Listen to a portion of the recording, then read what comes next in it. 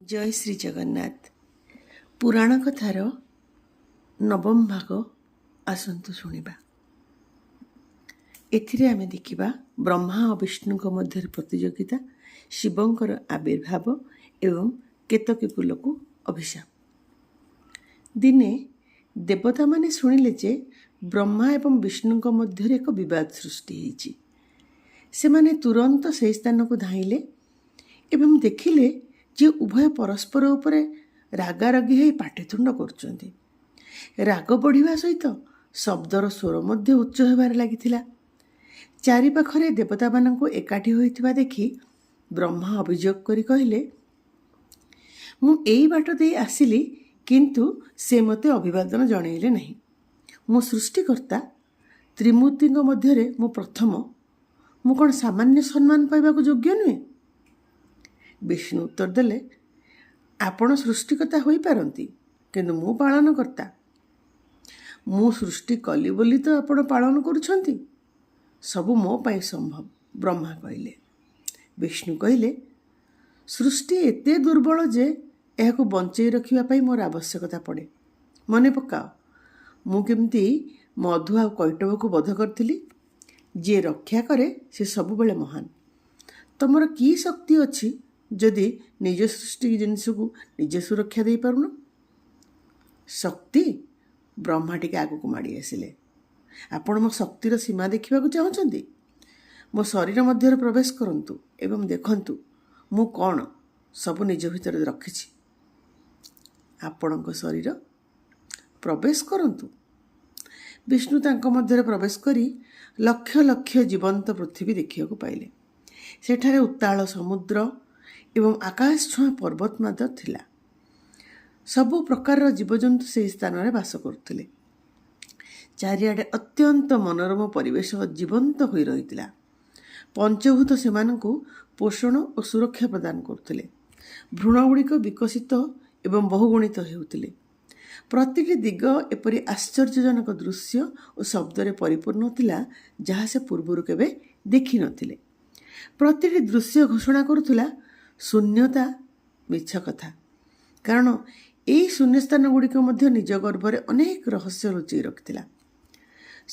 ब्रह्मा शरीर बाहर को आसी से तांको संबोधन करी कहिले, आपण प्रकृतर सबकिछिर स्वामी, किंतु मो शरीर भितर कौन रही थोड़े देखंतु। ब्रह्मा तांको भितर को प्रवेश कले एवं सेठारे दृश्य देखि स्तब्ध होई रहीगले। से प्रकृत अनंत सम्मुखरे छिड़ा होइतिले, जार कौनसी सीमा नथिला। लक्ष लक्ष गैलेक्सी को निज कोଳରେ धरी रखिथिबा एक महाकाश, विशाल ग्रह एवं झलसुतुबा नक्षत्र मंडल, अतीत वर्तमान एवं भविष्यतमय समय, प्रकट एवं अप्रकट समस्त दिग। तांकर अनेक चक्षु सही दृश्य गुड़िक धरी रखिबारे समर्थ हेउ नथिला। तांकर एकाधिक मुंड से अनुभव को बुझिबारे विफल हेउथिला। गोटे नुहे अनेक ब्रह्मांड परम सत्य को खोजिया पाई तांको निजको हजई देवाको पड़ुथिला। अस्तित्वर प्रतिटी स्तर दे गति करि सारिबा परे स्रष्टा एबे बाहर को आसिया को चाहुतिले, किंतु कौनसी बाहरिबा पथ से पाउ नथिले। एणे तेणे खोजिबा परे परिशेष रे से पद्मनाड़ दे निज पई पथ प्रस्तुत कले एवं पुनर्बार विष्णु को नाभिरु बाहरी आसिले। उभय निजर दैवी शक्ति प्रमाण करिबा परे पुणी थर से मध्य जुक्तितर्क आरंभ हो गला। से माने परस्पर उपरकू अस्त्र उत्तोलन कले। सभास्थल थरी उठिबा मात्रे हठात से सम्मुखरे एक विशाल अग्निस्तंभ प्रकट हैला। सुना परि उज्जवल से अग्निस्तंभ उपरकू एवं तलकू एते दूर व्यापी थिला जे जेपरि तार आरंभ किंबा शेष नथिला।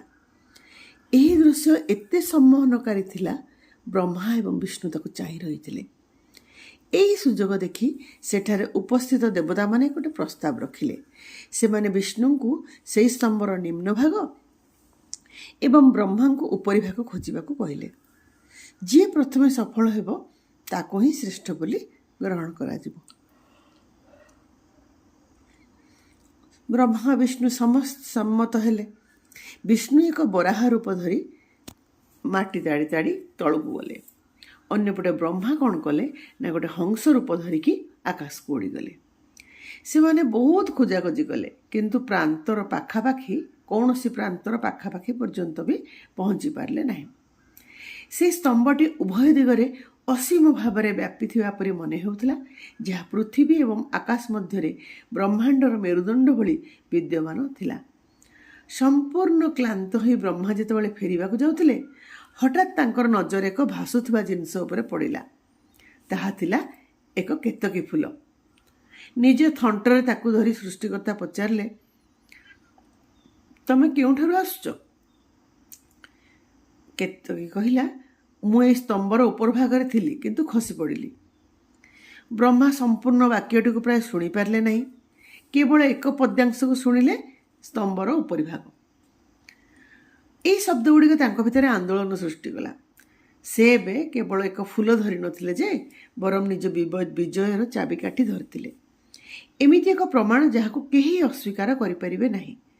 ବିଷ୍ଣୁଙ୍କୁ ପରାସ୍ତ କରିବାର ପ୍ରବଳ ଇଚ୍ଛାରେ ବଶବର୍ତ୍ତୀ ହୋଇ ବ୍ରହ୍ମା କ'ଣ କଲେ ନା ଗୋଟେ ଅକଳ୍ପନୀୟ କାମ କଲେ।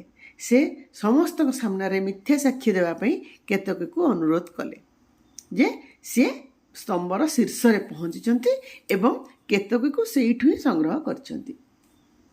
କେତକୀ କହିଲା, ଆପଣ ଚାହୁଁଛନ୍ତି ମୁଁ ମିଛ କହେ? ବ୍ରହ୍ମା ଯୁକ୍ତି କଲେ, ମୁଁ ତମକୁ ସୃଷ୍ଟି କରିଛି, ମୁଁ କେବଳ ତାହାର ପ୍ରତିଦାନ ମାଗୁଛି। କେତକୀ କହିଲା, କିନ୍ତୁ ଏହା ମିଥ୍ୟା। ବ୍ରହ୍ମା କହିଲେ, ଯଦି ତୁମେ ଏହା କର, ତେବେ ମୁଁ ମୋର ଯୋଗ୍ୟତା ପ୍ରମାଣିତ କରିପାରିବି। କେତକୀ ରାଜି ହେଲା। ତଳକୁ ଫେରିବା ପରେ ସେମାନେ ଦେଖିଲେ ବିଷ୍ଣୁ ମଧ୍ୟ ଫେରି ଆସିଛନ୍ତି। ପାଳନକର୍ତ୍ତା ନିଜ ମୁଣ୍ଡ ନୁଆଁଇ ସ୍ୱୀକାର କଲେ ଯେ ସେ ସ୍ତମ୍ଭର ମୂଳ ଖୋଜିବାରେ ବିଫଳ। ବ୍ରହ୍ମା ହସିଲେ। ତାଙ୍କର ଚାରିଟି ଯାକ ମୁଖ ବର୍ଣ୍ଣନା କରିବାକୁ ଲାଗିଲା ସେ କିପରି ସ୍ତମ୍ଭର ଶୀର୍ଷକୁ ଗଲେ, ତାର ଚୂଡ଼ାକୁ କିପରି ସ୍ପର୍ଶ କଲେ ଏବଂ ବିଜୟ ସହିତ ଫେରି ଆସିଛନ୍ତି। ସେ ଫୁଲଟିକୁ ସମସ୍ତଙ୍କ ସାମ୍ନାରେ ରଖିଲେ ଏବଂ ଫୁଲଟି ମଧ୍ୟ ତାଙ୍କ କଥାକୁ ଅକ୍ଷରେ ଅକ୍ଷରେ ସମର୍ଥନ କଲା। କେତକୀ କହିଲା, ବ୍ରହ୍ମଦେବ ହିଁ ପ୍ରକୃତରେ ସର୍ବଶ୍ରେଷ୍ଠ। ବିଷ୍ଣୁ ନିଜର ପରାଜୟ ସ୍ୱୀକାର କଲେ। ସେ ହାତ ଯୋଡ଼ିବା ମାତ୍ରେ ସେ ଅଗ୍ନିସ୍ତମ୍ଭଟି ଫାଟିଗଲା ଏବଂ ଠିକ୍ ମଝିରୁ ଦୁଇ ଭାଗ ହେଇଗଲା। ଓମ୍ର ଧ୍ୱନି ଚାରିଆଡ଼େ ପ୍ରତିଧ୍ୱନିତ ହେଉଥିଲା। ନିଆଁର ଶିଖାଗୁଡ଼ିକ ଗଭୀର ନାଲି ରଙ୍ଗରେ ପରିଣତ ହେଉଥିଲା। ସେହି ଜ୍ୱଳନ୍ତ ଧୂମ୍ର ଜାଲ ମଧ୍ୟରେ ଶିବ ଠିଆ ହୋଇଥିଲେ। କ୍ରୋଧରେ ଥିଲେ ଶିବ। ବ୍ରହ୍ମାଙ୍କ ଆଡ଼କୁ ଆଙ୍ଗୁଠି ଦେଖାଇ ସେ ଗର୍ଜନ କରି କହିଲେ, ମିଥ୍ୟାବାଦୀ। ସମସ୍ତେ ସ୍ତବ୍ଧ ହୋଇଗଲେ। ଶିବ ଗର୍ଜନ କରି କହିଲେ, ତମେ କହୁଛ ଯେ ତମେ ଏହି ସ୍ତମ୍ଭର ଶୀର୍ଷ ଖୋଜି ପାଇଛ? ଏଇ ସଦାଶିବ, ଏଇ ଅସୀମ ପରାଶିବ, ତୁମେ ଜାଣିଛ କି ତୁମେ ଦୁହେଁ କାହାକୁ ଅନୁସନ୍ଧାନ କରିବାକୁ ଚେଷ୍ଟା କରୁଥିଲ? ଏକ ଶିବଲିଙ୍ଗ, ଏକ ଜ୍ୟୋତିର୍ଲିଙ୍ଗ। ବ୍ରହ୍ମାଙ୍କ ମୁହଁ ଫିକା ପଡ଼ିଗଲା। ଜ୍ୟୋତିର୍ଲିଙ୍ଗ ହେଉଛି ଅନନ୍ତ। ଏହା ଯେଉଁ ପରମ ବ୍ରହ୍ମଙ୍କର ପ୍ରତୀକ, ସେହିଭଳି ଏହା ଅପରିମେୟ, ସମସ୍ତ ଇନ୍ଦ୍ରିୟ ଅନୁଭୂତିର ବାହାରେ। ତୁମ ଦୁହିଁଙ୍କ ଯୁକ୍ତି କେବେ ତୁଚ୍ଛ ନଥିଲା, ତାହା କହିବା ପାଇଁ ମୁଁ ଏଠାରେ ପ୍ରକଟ ହେଇଛି। ତମ ଦୁହିଁଙ୍କୁ ମନେ ପକାଇ ଦେବା ପାଇଁ ଯେ ପରମ ବ୍ରହ୍ମଙ୍କଠାରୁ ଉର୍ଦ୍ଧ୍ୱରେ କିଛି ନାହିଁ। ଆମେ ସେହି ମହାଜାଗତିକ ନୀତିର ସମାନ ଅଂଶବିଶେଷ ମାତ୍ର। ଶ୍ରୀହରି ନିଜର ବିଫଳତାକୁ ସ୍ୱୀକାର କଲେ, କିନ୍ତୁ ବ୍ରହ୍ମଦେବ, ତୁମେ ହାରିଯିବା ଭୟରେ ପ୍ରତାରଣା କରିବାକୁ ଚେଷ୍ଟା କଲ। ଯେତେବେଳେ ତୁମେ ନିଜେ ଭୟଭୀତ, ସେତେବେଳେ ତୁମେ ଅନ୍ୟମାନଙ୍କ ହୃଦୟରେ ଭୟ କିପରି ଦୂର କରିବ? ଶିବ ନିଜର ତ୍ରିଶୂଳ ପ୍ରହାର କଲେ। ଏହା ଅଭିଶାପ ନୁହେଁ ବ୍ରହ୍ମଦେବ, ଏହା ପ୍ରାକୃତିକ ନିୟମ। ତୁମେ ସତ୍ୟକୁ ଅସ୍ୱୀକାର କଲ ଏବଂ ଏବେ ସମସ୍ତେ ତମକୁ ଅସ୍ୱୀକାର କରିବେ। ଏଣିକି କେହି ତମକୁ ପୂଜା କରିବେନି। କେତକୀ ଫୁଲ ଆଡ଼କୁ ଗର୍ଜନ କରି ଚାହିଁ ଶିବ କହିଲେ, ତମେ ମୋର ପ୍ରିୟ ଥିଲ, ତମେ ମିଥ୍ୟା ସାକ୍ଷ୍ୟ ଦେଲ।